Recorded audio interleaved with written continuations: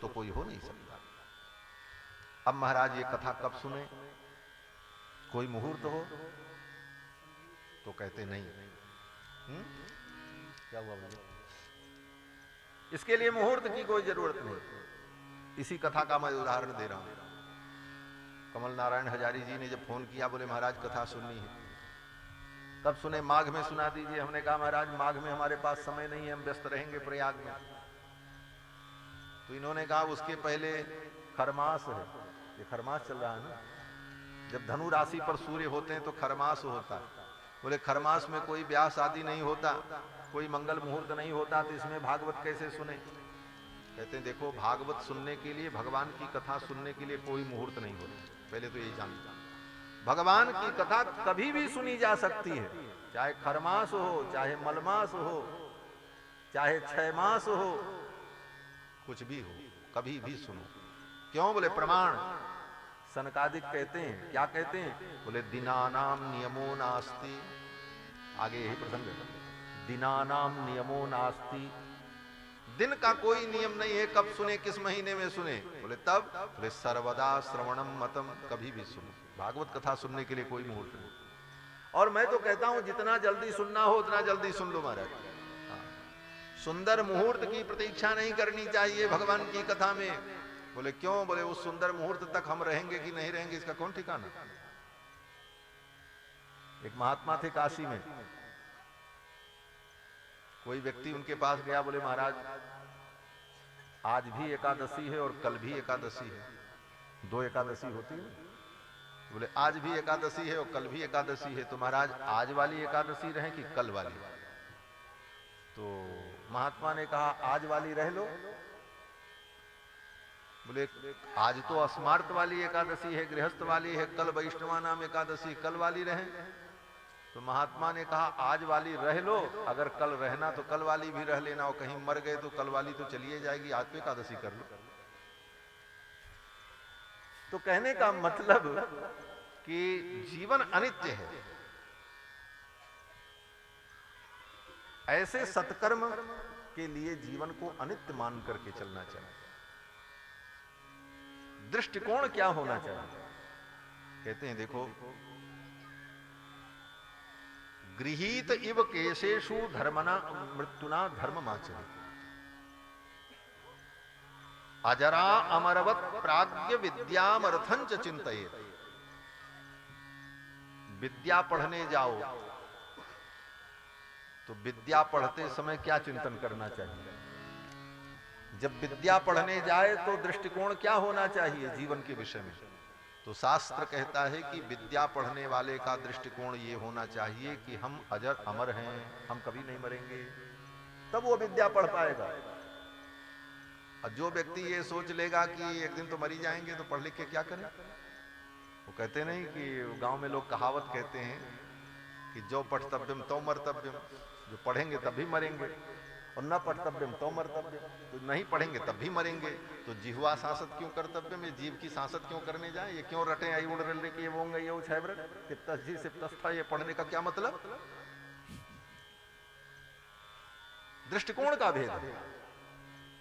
अगर विद्यार्थी ये सोच ले कि हम पढ़ करके क्या करेंगे, एक दिन तो दुनिया में मर जाना है, बड़े बड़े विद्वान मर करके चले गए, हम भी मर जाएंगे तो क्या पढ़ने से मतलब है, खाओ पियो मौज करो।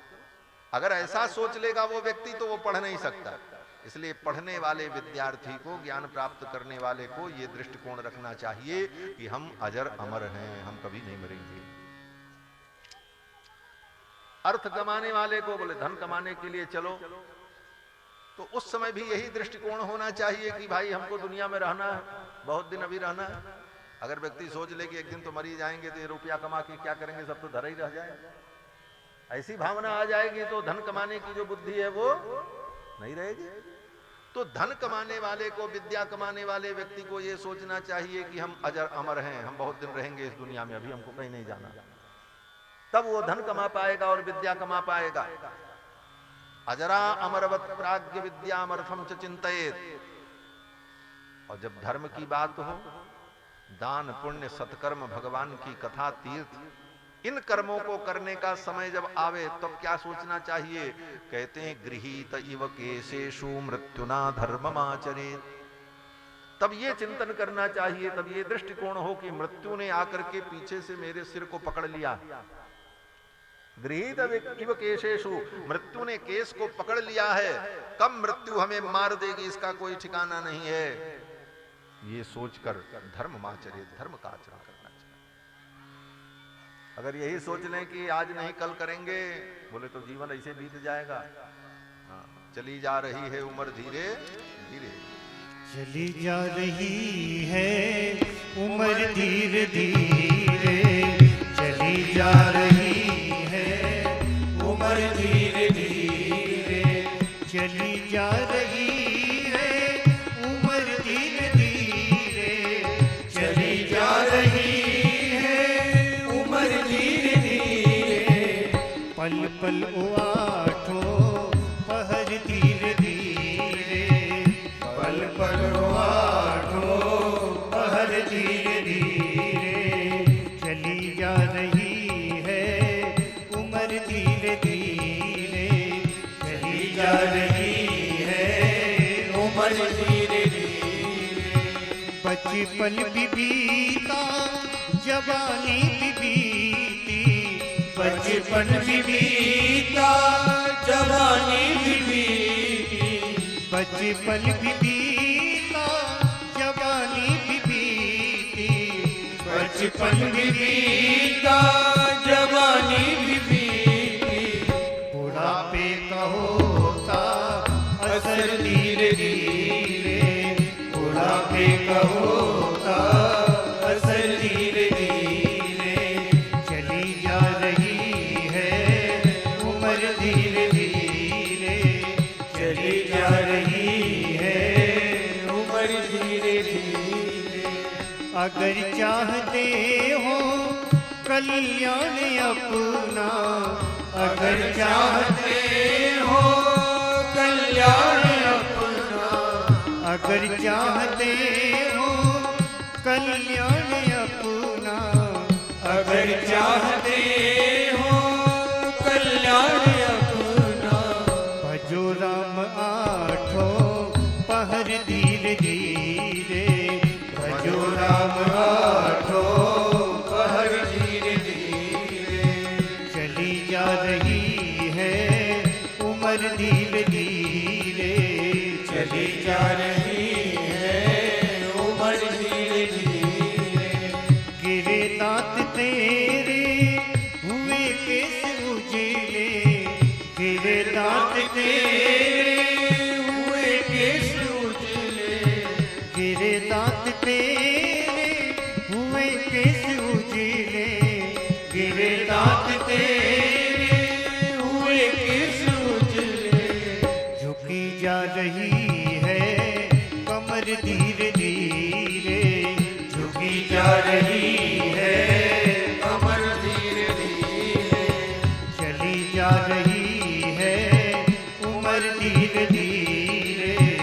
चली जा रही है उम्र धीरे धीरे, भजन कर तू हरि का पल पल प्यारे, भजन कर तू हरि का पल पल प्यारे, भजन कर तू हरि का पल पल प्यारे, भजन कर तू हरि का पल पल प्यारे, तो मिल जाएगा वो सजन धीरे धीरे, मिल जाएगा वो सजन धीरे धीरे, तो मिल जाएगा वो सजन धीरे धीरे, तो मिल जाएगा वो सजन धीरे धीरे, चली जा रही है उम्र धीरे धीरे, चली जा रही है